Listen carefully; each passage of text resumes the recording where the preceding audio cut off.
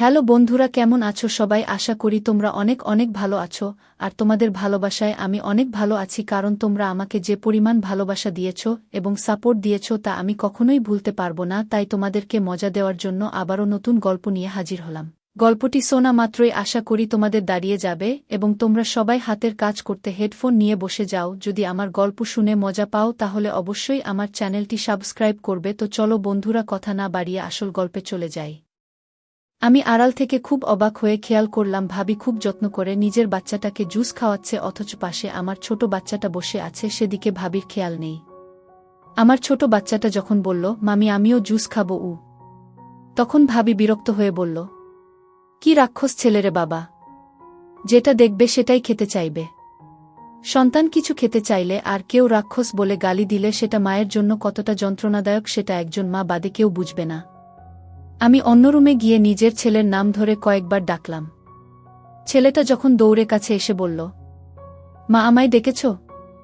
আমি তখন ছেলের গালে থাপ্পড় মেরে বললাম, অন্যের খাওয়া দেখে এত খেতে চাস কেন? তোকে না বলেছিলাম কিছু খেতে ইচ্ছে হলে আমায় বলবি? আমার ছেলেটা কাঁদতে কাঁদতে বলল, তোমায় বলে কি হবে, তুমি তো কিনে দাও না গি। ছেলের এমন কথা শুনে আমি নিজেও কেঁদে দিলাম। ঠিকই তো, ছেলের আবদার কিছুই পূরণ করতে পারি না। স্বামী মারা যাবার পর বাচ্চাটাকে নিয়ে 2 বছর ধরে ভাইয়ের সংসারে পড়ে আছে। ভাই যে 3 বেলা খাওয়াচ্ছে সেটাই তো অনেক।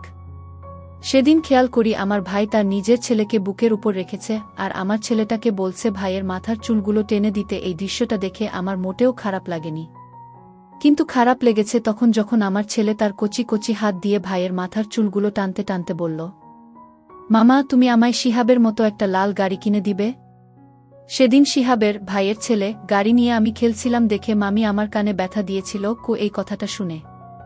একবার ভাবি তার ছেলের জন্য মার্কেট থেকে কয়েক সেট প্যান্ট শার্ট কিনে আনল। আমার ছেলে কাপড় দেখে পাগল হলো, সেও নতুন প্যান্ট শার্ট পরবে। ভাই তখন ভাবিকে বলল, এক সেট কাপড় ইয়ামিনকে আমার ছেলে দাও। ভাবি মুখটা গোমরা করে এক সেট কাপড় আমার হাতে দিল। আমার ছেলে নতুন কাপড় পরে মহা খুশি। আর আমার ছেলের হাসি খুশি মুখটা দেখে আমার নিজের ভিতর খুব আনন্দ হচ্ছিল। আমার ছেলে কাপড়গুলো কিছুতেই খুলছিল না। নতুন শার্ট প্যান্ট পরা অবস্থায় রাতে ঘুমিয়েছিল। ছেলে ঘুমানোর কিছুক্ষণ পর ভাবি আমার রুমে এসে বলল, জান্নাত কিছু মনে করো না, আমি খুব শখ করে আমার ছেলের জন্য কাপড়গুলো কিনেছিলাম। তাছাড়া কাপড়গুলো খুব দামি, তুমি এই কাপড়গুলো আমায় দিয়ে দাও, আমি তোমার ছেলেকে কয়েকদিন পর অন্য কাপড় কিনে দিব নে গি। আমি হাসি মুখে ভাবিকে বললাম, আরে না না, কিছু মনে করার নেই এখানে, আপনি শখ করে আপনার ছেলের জন্য কিনেছেন। এই কথা বলে আমি আমার ছেলের গা থেকে কাপড়গুলো খুলে ভাবির হাতে দিলে ভাবি কাপড়গুলো নিয়ে চলে গেল। আমি সেদিন সারারাত ঘুমাইনি। ছেলের নিষ্পাপ মুখের দিকে তাকিয়ে সারারাত চোখের জল ফেলেছিলাম। পরদিন সকালে নতুন কাপড় দেখতে না পেয়ে আমার ছেলে যখন কান্নাকাটি করছিল তখন আমি আমার ছেলের মুখের দিকে একবারও তাকাইনি। আমি আমার মতো করে চাকরি পরীক্ষার প্রস্তুতি বইয়ের পৃষ্ঠা উল্টিয়ে পড়ছিলাম আর নিজের চোখের জল লুকানোর চেষ্টা করছিলাম। একবার আমার ছেলে খুব অসুস্থ হয়ে যায়, 3-4 দিন ধরে টানা জ্বর। ভাইয়াকে বললে ভাইয়া ফার্মেসি থেকে কিছু ঔষধ এনে দেয়, কিন্তু এইসব ঔষধে কোনো কাজ হচ্ছিল না। নাস্তার টেবিলে ভাইয়াকে আমি বললাম, ভাইয়া ইয়ামিনের জ্বরটা কিছুতেই কমছে না। ভাইয়া জবাব দেওয়ার আগে ভাবি তখন বলল, আরে আবহাওয়া পরিবর্তন হচ্ছে তো, তাই একটু একটু জ্বর হবেই কি। আমি ভাবির দিকে তাকিয়ে মাথা নিচু করে বললাম, আসলে ভাবি 3-4 দিন ধরে জ্বরটা কমছে না, তাই খুব চিন্তা হচ্ছে, একটা ডাক্তার দেখানো খুব দরকার। ভাবি কিছুটা রাগান্বিত গলায় বলল, ডাক্তার কাছে নিয়ে গেলে তো 4-5 হাজার টাকা খরচ, তোমার ভাইয়া এখন টাকা পাবে কোথায়? অল্প টাকা বেতনের চাকরি করে এতজন লোকের ভরণপোষণের দায়িত্ব নেওয়া যায়? আমি মাথা নিচু করে বললাম, ভাবি টাকার চিন্তা করতে হবে না, আমি টাকার ব্যবস্থা করে নিব। ভাইয়া অবাক চোখে আমার দিকে তাকিয়ে বলল, তুই টাকা পাবি কোথায়? আমি তখন বললাম, মায়ের দেওয়া কিছু অলংকার আছে, সেগুলো বিক্রি করে দিব। ভাবি তখন সাথে সাথে বলে উঠল, আমার শাশুড়ির রেখে যাওয়া স্মৃতিগুলো বিক্রি করে দিবে? তার চেয়ে বরং আমাকে দিয়ে দাও, আমি তোমাকে তোমার প্রাপ্য দামেই দিব গো। ভাবির কথা শুনে আমি ভাবির দিকে হাঁ করে তাকিয়ে রইলাম। ভাইয়া তখন বেসিনে হাত ধুতে ধুতে আমায় বলল, নেহা ঠিক কথাই বলেছে। মায়ের অলংকারগুলো অন্যজনের কাছে বিক্রি করার চেয়ে তোর ভাবির কাছেই বিক্রি করে দে গি। আমি সেদিনও ভাই ভাবিকে কিছু বলেনি, শুধু নীরবে চোখের জল ফেলেছি আর বইয়ের পৃষ্ঠা উল্টিয়েছি। 2 বছর পর আমি যেদিন ভাই ভাবির বাসা থেকে বিদায় নিব তখন ভাবি মুখটা বাঁকিয়ে বলল, কথায় আছে, যখন তোমার কেউ ছিল না তখন ছিলাম আমি। এখন তোমার সব হয়েছে পর হয়েছি আমি। তেমনি যখন চাকরি ছিল না তখন ভাই ভাবির সংসারে ঠিকই থাকতে পেরেছ, আর এখন বড় চাকরি পেয়েছ বলে আমাদের পর করে চলে যাচ্ছ। আমি ভাবির কথা শুনে কিছু না বলে শুধু একটু হাসলাম। ভাইয়ার দিকে তাকিয়ে ভাইয়াকে বললাম, ভাই আমি আসি, দোয়া করো আমার জন্য। ভাই তখন বিরক্ত হয়ে আমার দিকে তাকিয়ে বলল, তুই কি ভাবছিস আমি তোর চাকরির টাকাতে ভাগ বসাবো? এমনটা আমি কখনোই করব না, এত লোভ আমার নেই। আমার বাসা থেকে তোর অফিস খুব একটা দূরে না, তাহলে আমার বাসায় থাকলে সমস্যা কি? ভাবি পরের মেয়ে, তাই ভাবির কথাগুলো আমি খুব একটা গায়ে মাখি না, কিন্তু নিজের রক্তের ভাই যখন উল্টো পাল্টা কিছু বলে আর সহ্য হয় না। আমি ভাইয়ার চোখের দিকে তাকিয়ে বললাম, লোভ আমারও নেই ভাইয়া, তুমি যে বাসায় থাকো সেই বাসায় আমারও অংশ আছে। যদি লোভ থাকতো তাহলে বলতাম আমার অংশ আমায় দিয়ে দাও। দিনের পর দিন তোমার বউয়ের কুটু কথা আমি সহ্য করতাম না। ভাবি অবাক চোখে আমাদের দিকে তাকিয়ে বলল, আমি কি করেছি? আমি হেসে উত্তর দিলাম, না না, তুমি কিছু করনি।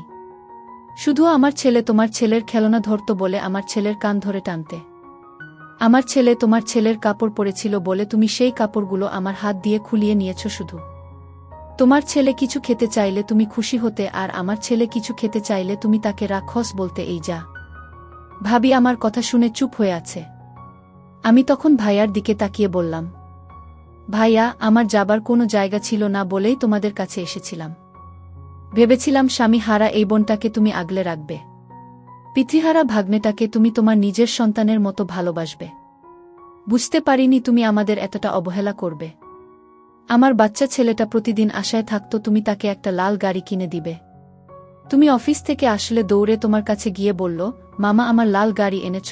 তুমি বিরক্ত হয়ে আমার ছেলেকে বলতে, কাল কিনে দিব গো। সেই কাল তোমার কখনোই আসেনি। আমার ছেলের চিকিৎসার জন্য তোমার সংসারে টাকা নেই, অথচ আমার অলংকার কেনার জন্য তোমাদের কাছে ঠিকই টাকা থাকে। ভাইয়া কিছু না বলে চুপ করে রইল। আমি আর কিছু না বলে ছেলের হাত ধরে বাসা থেকে বের হয়ে আসলাম। আমার ছেলে এক হাতে লাল রিমোট কন্ট্রোল গাড়ি আর অন্য হাতে নতুন এক সেট কাপড় নিয়ে হেঁটে যাচ্ছে। আমি একটা জুসের বোতল হাতে নিয়ে ছেলের পিছন পিছন হেঁটে যাচ্ছি আর ভাবছি, আজকের পর আমাদের সুদিনের শুরু। বান্ধবীর বাসায় এসে তার ভাইয়ের হাতের দাবাংমার্কা চড় খেয়ে গালে হাত দিয়ে দাঁড়িয়ে আছে মেহের। মাথা তুলে উপরের দিকে তাকানোর সাহস পাচ্ছে না। একটু একটু করে চোখ উপরের দিকে তাকিয়ে বুঝে নিল সেও ভ্যাবলাকান্তর মতো ওর দিকেই তাকিয়ে আছে। কেন মেরেছে বুঝতেই পারছে না। এই প্রথম তার সাথে মেহেরের দেখা, কথাও হয়নি এখনো দুজনের মাঝে। এবার কান্না পাচ্ছে, যে সে কান্না নয়, বিছানায় শুয়ে বালিশ ভিজিয়ে ফেলার মতো কান্না পাচ্ছে, কিন্তু এই মুহূর্তে বাইরের মানুষের সামনে কান্না করা বারণ। আম্মু বলেছে বাইরের মানুষের সামনে চোখের পানি ফেলতে নেই। এভাবে দাঁড়িয়ে আছো কেন? কে তুমি? আমি মেহের, প্রিয়ার বান্ধবী। ভেবেছিলাম এটা প্রিয়ার রুম, তাই এসে নক করেছিলাম। সে ব্যক্তি কপাল কুঁচকে ওর দিল, বাম পাশের রুমটা প্রিয়ার। আচ্ছা। আমিও চলে এলাম প্রিয়ার রুমের দিকে। একবার তাকালাম মানুষটার দিকে, পেছন ফিরে এখনো অপলক চোখে তাকিয়ে আছে। মনে মনে ইচ্ছে মতো সাফাই গাইলাম তাকে একবার, শুধু হাতে পাই। কি ভেবেছিস তুই এই থাপ্পড় এর জবাব দেব না আমি? প্রিয়ার রুমে বসে বসে রাগ ঝাড়ছি। কিরে ভাইয়ার রাগ আমার সাথে দেখাচ্ছিস কেন? এবার প্রিয়ার কথায় কেঁদেই দিলাম। প্রিয়া আমার বেষ্টু, এ আমার আপনজন, তাই ওর সামনে চোখের জল ফেলা যেতেই পারে। আমার গাল জ্বলছে। প্রিয়া ওইটা মানুষ ছিল নাকি কোনো সাইকো? মাথায় সমস্যা আছে তার? এভাবে বলছিস কেন?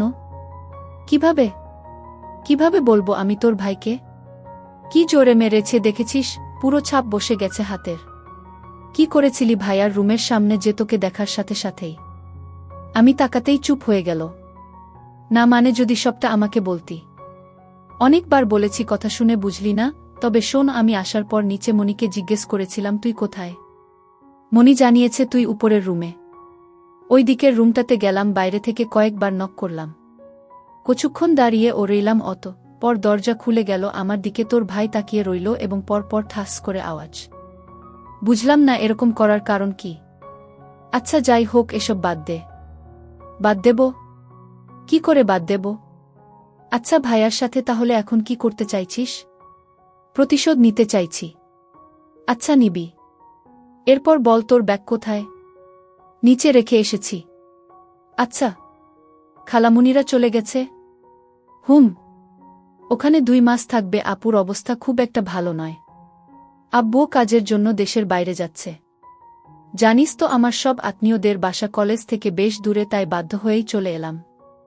না হলে আজকে তোর ভাইয়ের হাতের দাবাং মার্কা থাপ্পড়ও খেতে হতো না। ভুল বুঝিস না প্লিজ। আচ্ছা চল খাবার খেয়ে আসি, দুপুর হয়ে গেল। প্রিয়ার সাথে নিচে আসছে মেহের। নিচে আসতেই চোখ গরম করে তাকাচ্ছে। প্রয়া, আমি যাব না। তোর ভাইকে দেখেই আমার পেট ভরে যাচ্ছে। চোখটা বন্ধ করে রাখ। একটু খালি যদি থাকে তবে খাবার খেয়ে নে। সিঁড়ি বয়ে নিচে এসেছে। খাবারের টেবিলে বসে আছে প্রিয়ার ভাই। প্রিয়ার মা প্রীতি খাতুন। হাতের বাটিটা রেখে মেহের আর প্রিয়ার খাবার প্লেট সামনে দেয়। নে মা, মেহের খেয়ে নে, আসার পর থেকে কিছুই খাসনি। তোর আম্মু কল করেছিল, বলেছে তোর খেয়াল রাখতে। 2 মাস আদের সাথেই থাকবি তুই, কেমন জিবি? মনি, কিরে পিয়াস, তুই কি নিবি? কিছু না, আমার সাথে এসো, কিছু কথা আছে। ওদের খাওয়াটা শেষ হোক, আমি আসছি। পিয়াস খাবার খেয়ে ড্রয়িং রুমে বসে টিভি অন করে। বারবার চোখ মেহেরের দিকেই যাচ্ছে তার। মেহের খাবার খাওয়া আগে হয়ে যায়, তাই প্রীতি ওকে টিভির সামনে সোফায় বসতে বলে। মেহের একবার পিয়াসের দিকে তাকিয়ে অপর পাশে সোফায় বসে। ব্যথা পেয়েছিলে? না, আরাম পাচ্ছিলাম। রেগে গেছ? না, শান্ত আছি। ভ্রু কুচকে তাকায় পিয়াস। হ্যাঁ বল, কেন ডেকেছিস? পিয়াস ওর রুমেই ছিল, মায়ের কথা শুনে তাকায় ওর মায়ের দিকে। পিয়াস প্রীতিকে হাত ধরে আর বলে, অবশেষে আমি তাকে খুঁজে পেলাম আম্মু। ওকে দেখে এখনো বিশ্বাস করতে পারছি না আমি, যে নিজে থেকেই আবার ও আমার সামনে এসেছে। মানে তুই যে মেয়ের জন্য এতটা পাগলামি করছিলি এতদিন, সেই মেয়েটাই মেহের? হু আম্মু, আমি এখনো নিজের চোখকেই বিশ্বাস করতে পারছি না। তোর কাছে যদি ওর একটা পিক থাকতো তাহলে এতদিন শুধু শুধু আমার ছেলেটাকে এত ব্যথা পেতে হতো না। কিন্তু আম্মু, আমি একটা ভুল করে ফেলেছি। কি রকম? ওকে রুমের সামনে দেখে আমি ভেবেছিলাম ও আমার কল্পনাতে এসেছে। এভাবে এসে বিরক্ত করছে বলে একটা থাপ্পড়ও দিয়ে ফেলেছি। প্রীতির চোখ থেকে পানি গড়িয়ে পড়ে, ছেলেকে বুকের সাথে মিশিয়ে নেয়। আমি এতদিনে মেলাতেই পারিনি বাবা, যে তুই যাকে খুঁজে চলেছিস সে আমার সামনেই আছে। দোয়া করি যেন সব ঠিক হয়ে যায়। আমার ছেলের ভালো লাগা যেন ভালোবাসায় পূর্ণতা পায়। আবির মায়ের বুকে মাথা রেখে 2 ফোঁটা অশ্রুপাত করে। বিকেলের দিকে প্রিয়ার সাথে মেহের ছাদে এসেছে। এক পাশে বেশ কিছু টব এ নানা রকম ফুলের গাছ।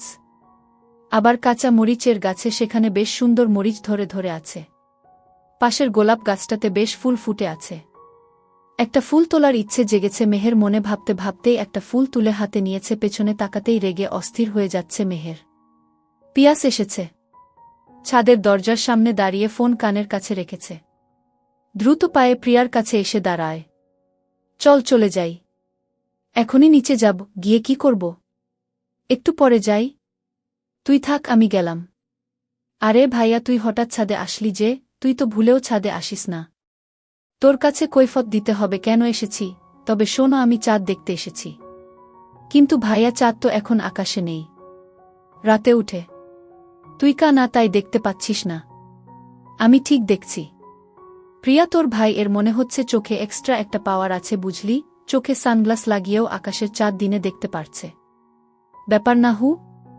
পিয়াস বেশ বুঝতে পারছে তাকে খোঁচা মেরে কথা বলছে মেহের। বান্ধবীর মতোই হয়েছ দেখছি।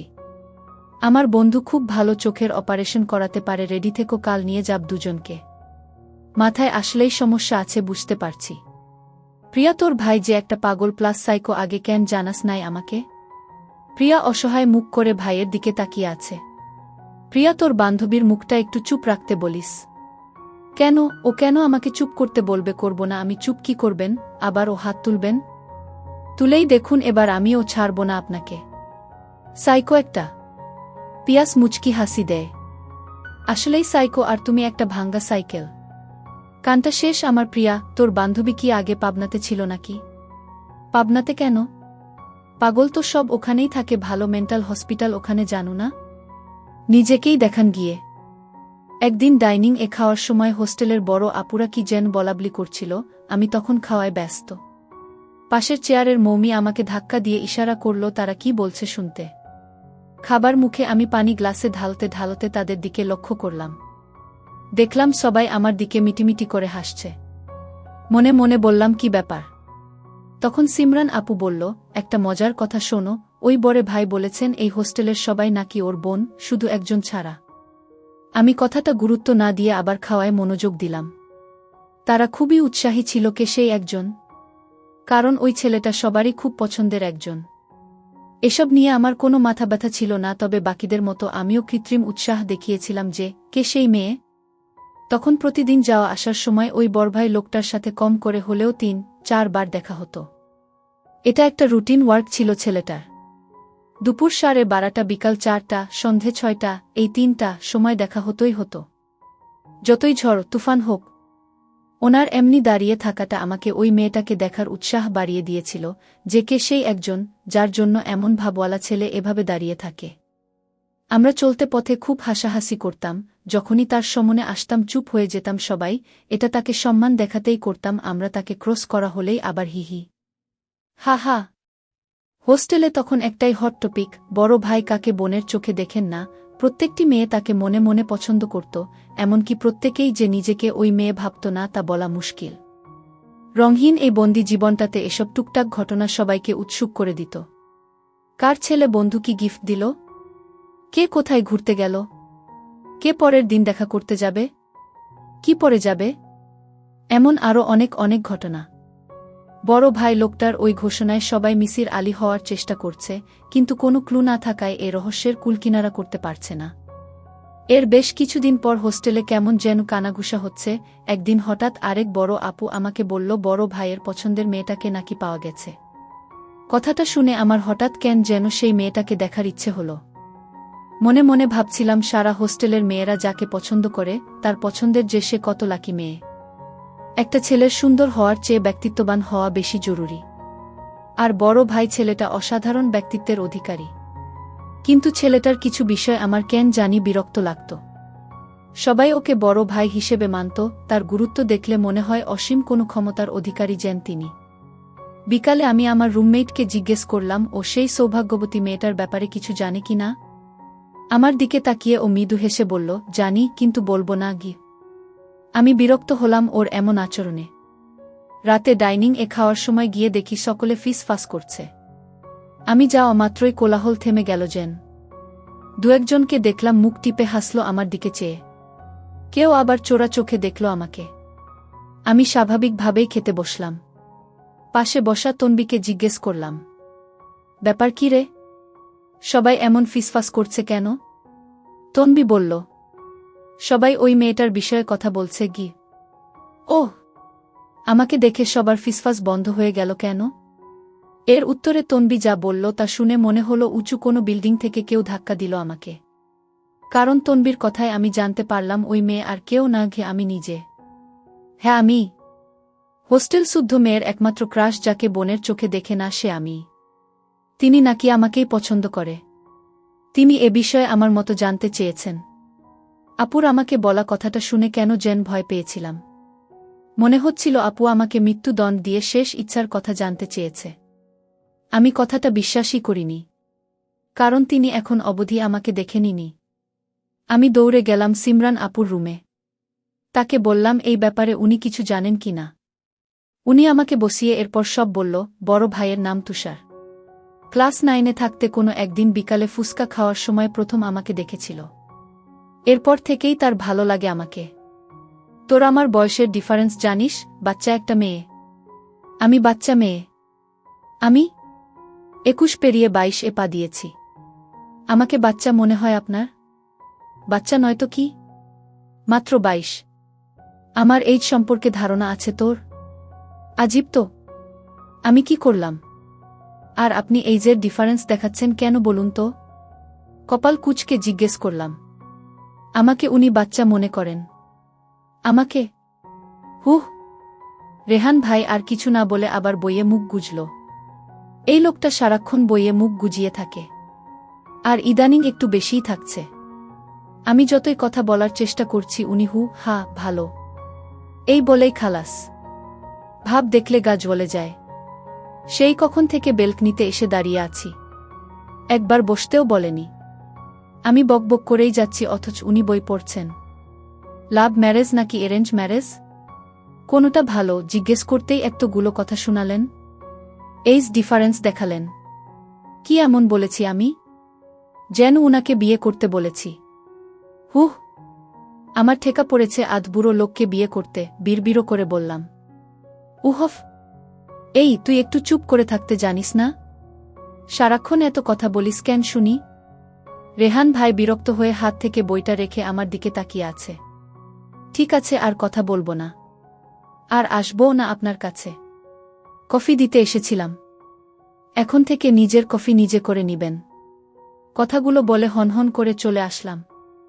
আর যাব না, জীবনেও যাব না এই লোকটার কাছে। রাগে দুঃখে চোখে পানি চলে এসেছে। এই লোকটা এমন কেন? উনি কি? আমিও ঠিক করে ফেলেছি, আর যাব না উনার কাছে। পরদিন ভার্সিটিতেও যাইনি। রোজ সন্ধ্যার ঠিক আগে আগে বাগানে যেতাম, সেটাও যাইনি। রাতে ফুপি এসে বলল, কিরে হিয়া, আসিসনি কেন আজ? তোর শরীর খারাপ? না ফুপি, বের হতে ইচ্ছে করেনি। সারাদিন রুমেই ছিলাম। অহ, তাই বল। আমি ভাবলাম শরীর খারাপ করল কিনা। সারাদিন আজ অবসর পাইনি আসার জন্য। পরদিন ভার্সিটি থেকে ফিরে ঘুমাচ্ছিলাম। বিকেলবেলা ফোনে ঘুম ভাঙল। হ্যালো, এখনো পরে ঘুমুচ্ছিস কেন? ঘুমাতেও মানা আছে নাকি? হা আছে বইকি।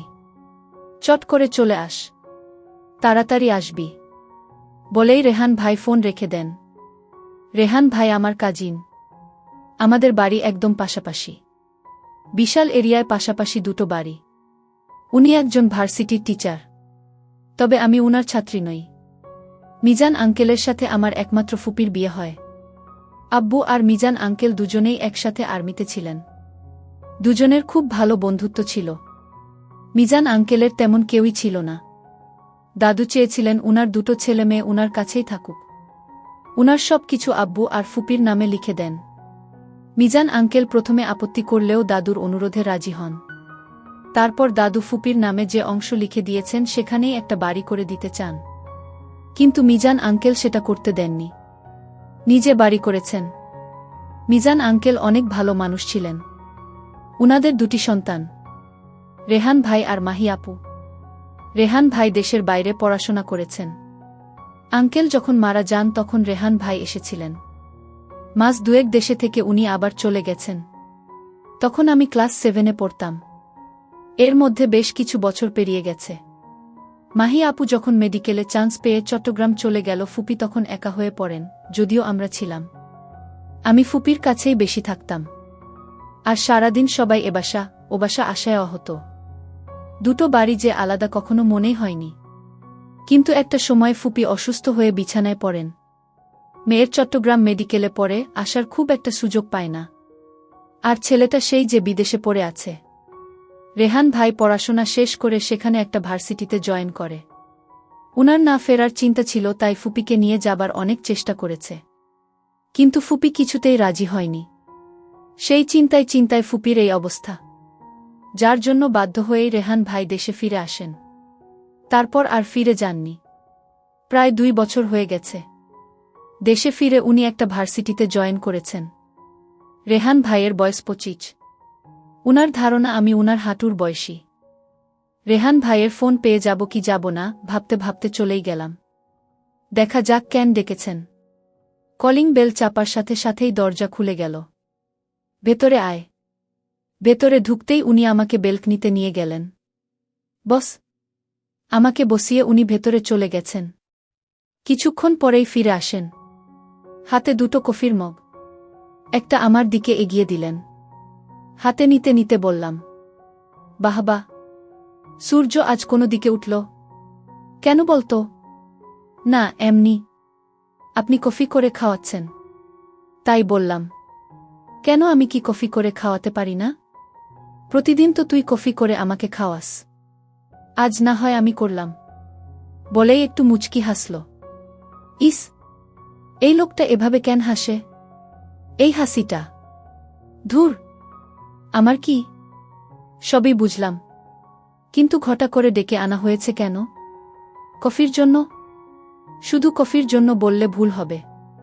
শুদ্ধটা কি শুনি। দাঁড়া, কফিটা শেষ করে নিই। কফি শেষ করে উনি আবার রুমে গেলেন। দেখ কি এনেছি। উনার হাতের দিকে তাকিয়ে আমি খুশিতে লাফিয়ে উঠলাম। ইস, কত সুন্দর! রেহান ভাইয়ের হাতে একটা পিঞ্জিরায় দুটো দবদবে সাদা খরগোশের বাচ্চা। কি সুন্দর! আমি হাতে নিলাম। কি সফট সফট! তোর পছন্দ হয়েছে? হয়েছে মানে? খুব হয়েছে। নিয়ে যা। আমার জন্য? দেখে ভালো লাগলো তাই নিয়ে আসলাম।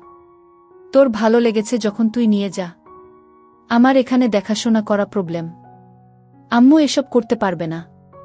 আর আমার সময় কই? আমি খরগোশগুলোকে নিয়ে বাগানে ছেড়ে দিলাম। সারা বাগানে ছুটছে, লুকাচ্ছে, কচি কচি ঘাস খাচ্ছে। সত্যি অনেক ভালো লাগছে আমার। রেহান ভাই জানালা দিয়ে দেখছেন। রাতের খাবার টেবিলে আব্বু আম্মুকে বললেন, একটা ভালো মেয়ের সন্ধান পেয়েছি। তাই নাকি? আব্বু, আরিফ তো এখনো বাচ্চা। ওকে এখনই বিয়ে দিয়ে দিবে, বাল্যবিবাহ হয়ে যাবে না? আরিফ আমার দিকে তাকিয়ে কটমট করছে। আমিও চোখে টিপ্পনি কাটলাম। গাধি! আমার জন্য না, রেহান ভাইয়ের জন্য। দিয়া হাসতে হাসতে বলল, তুই তো মনে মনে আফসোস করছিস। রেহান ভাইয়ার জায়গা কেন তোর হলো না? দিয়া, আরিফ দুজনে জমজ। ইন্টারমিডিয়েট সেকেন্ডে ইয়ারে পড়ে। একটু থামবি তোরা? সারাক্ষণ বাসা মাথায় করে রাখে। শান্তিতে কথা শুনব তার উপায় নেই। আম্মু আমাদের ধমকে থামিয়ে দিয়ে আব্বুকে জিজ্ঞেস করলেন, মেয়ে কি করে? বিস্তারিত বলো তো। মেয়ে একটা কলেজে চাকরি করে। ভালো ফ্যামিলি।